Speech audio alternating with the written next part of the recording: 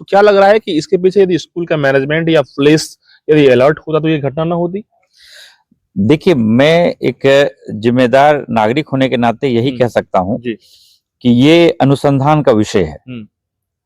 इस पे किसी भी प्रकार की प्रतिक्रिया देना, टिप्पणी करना उनके उचित बयान नहीं से है। सर, लड़की उनकी बहन के बयान से लग रहा है। देखिए, ये सिर्फ मैं कह सकता हूं कि निर्दोष फंसे नहीं और दोषी बचे नहीं। बिल्कुल। ये उच्च स्तरीय जांच की मांग हम लगातार करते रहे हैं और हम आपको भरोसा दिलाते हैं कि राष्ट्रीय जनता दल मजबूत विपक्ष की भूमिका का निर्वहन करता आया है और कोई निर्दोष फंसे नहीं और दोषी बचे नहीं। हम इस बात का बिल्कुल पूरी जिम्मेदारी से ध्यान रखें। एक सवाल और है मनीष जी कि आपका जो ये क्षेत्र है, ये खवदा कन्हैली पंचायत, काफी लोग कह रहे हैं कि डरे हुए सहमे रहते हैं। इससे पहले भी बैक टू बैक घटना पीछे हुई है। पुलिस चौकी की लोग मांग कर रहे हैं उस चौराहा पे, जिस चौराहे पे घटना हुई, पुलिस का जो है संवेदनशीलता नहीं दिखता है। तो ऐसे में नहीं लग रहा है कि यहाँ पर मैं स्पेशल एक मॉनिटरिंग के लिए? देखिए, सिर्फ ये हमारी पंचायत की बात नहीं है। हाँ। ये पूरे नरपतगंज, अररिया, सीमांचल, पूरे बिहार की बात है। बिहार में जो सरकार चल रही है वो नींद में सोई गूंगी बहरी निकम्मी सरकार चल रही है और सरकार अकर्मण्य है। और मुझे शर्म आती है जो बिहार के नए गृह मंत्री बने हैं, जब उनसे पूछा गया, पत्रकारों ने पूछा कि अररिया के नरपतगंज में दिन दहाड़े एक महिला शिक्षिका की निर्मम हत्या हो गई, तो संवेदना व्यक्त करने की बजाय या ये बताने की बजाय आप गृह मंत्री हैं कि इसकी अपराधी की कब गिरफ्तारी होगी, उन्होंने एक शब्द नहीं बोला और बोला जी धन्यवाद। ये बड़े शर्म की बात है।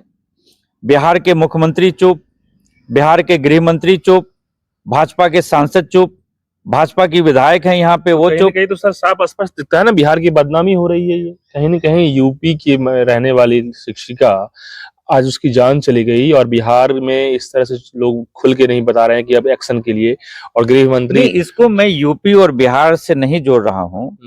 ये घटना अपराधी कहीं भी हो, किसी भी जाति धर्म के हो, किसी भी क्षेत्र के हो, अपराध रुकना चाहिए। और हमारे नेता आदरणीय तेजस्वी यादव जी बार बार ये कह रहे थे कि आप सरकार ही बदल दीजिए, क्योंकि 20 वर्षों से ये थकी हुई सरकार, इतने वर्षों से गृह मंत्रालय तो मुख्यमंत्री जी के पास ही था। अब जो नए बने हैं वो जब से गृह मंत्री बने हैं, अपराध और 7वें आसमान पे पहुंच गया है, लगातार बढ़ोतरी हुई है।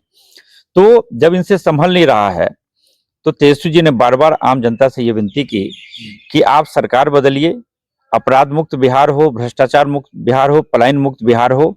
इसकी परिकल्पना के साथ हमने आम जनता से जो है एक भिक्षुक की भूमिका में हमने वोट मांगा। ठीक है, जो जनादेश आया है हम उसका सम्मान करते हैं। लोकतंत्र में जीत और हार चलती रहती है। बिल्कुल। और हम विनम्रता से हमने हार को स्वीकार किया।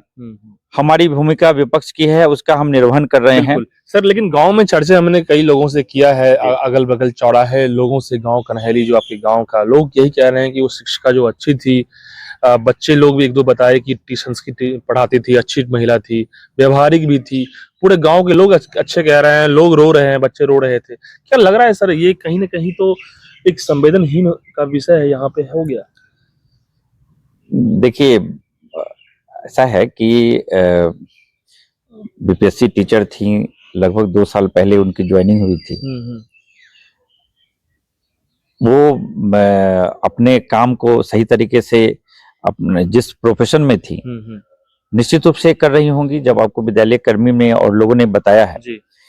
तो अब ये इसके पीछे क्या कारण है, क्या वजह है, या जो उनकी बहन का जो स्टेटमेंट है वो किसी और दिशा की तरफ जो है इशारा करता है, तो उसको इस वक्त कुछ भी कहना बड़ा ये है। मुझे लगता है कि जल्द ही अररिया पुलिस जो है इस बारे में पीसी करे और इसका खुलासा करे तो वो ज्यादा बेहतर होगा, क्योंकि मैं इस पे और ज्यादा कहना मुफीद नहीं समझता। बहुत बहुत शुक्रिया सर हमसे बात करने के लिए। बहुत बहुत धन्यवाद। और आप लोग पटना से चल के और जिस संवेदनशीलता के साथ आप आए और आपने ये जो है निष्पक्ष होकर जो है आप खबर चला रहे हैं, मैं आपका शुक्रिया अदा करता हूं और आपको मैं ये भरोसा दिलाता हूं कि शिवानी वर्मा जी को न्याय मिलेगा, उनको इंसाफ मिलेगा और आपके चैनल के माध्यम से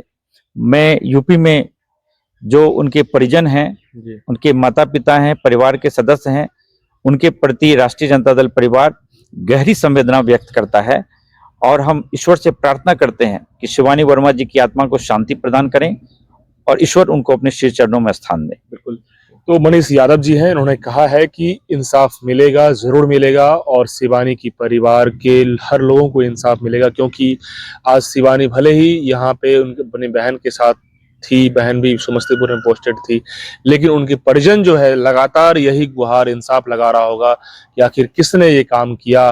जिसने भी काम किया उसको सामने आना होगा और बहुत जल्द जेल की सलाखों में जाना होगा, क्योंकि यहाँ पर में पुलिस को तफ्तीश करना ही पड़ेगा। यहाँ पर में एसपी साहब हो या कोई भी ऑफिसर हो, उनको जो है इन्वेस्टिगेशन करके पर्दाफाश करना पड़ेगा और क्लियर करना पड़ेगा कि कौन दोषी है और जल्द से जल्द जो है उसे अरेस्ट किया भी गया है कई लोगों को। और ऐसे में अब अररिया पुलिस बताएगी इस पूरे मामले में पीसी करके कि घटना के पीछे क्या इनसाइड स्टोरी है, क्या कहानी है इसके पीछे में।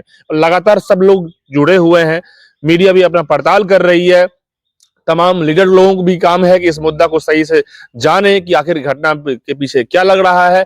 तो कहीं ना कहीं लोग जो डरे हुए हैं उसको दूर करने के लिए लॉ एंड ऑर्डर, पुलिस प्रशासन और इंसाफ बहुत जरूरी है। आप क्या सोचते हैं? कमेंट बॉक्स में बताइएगा। धन्यवाद।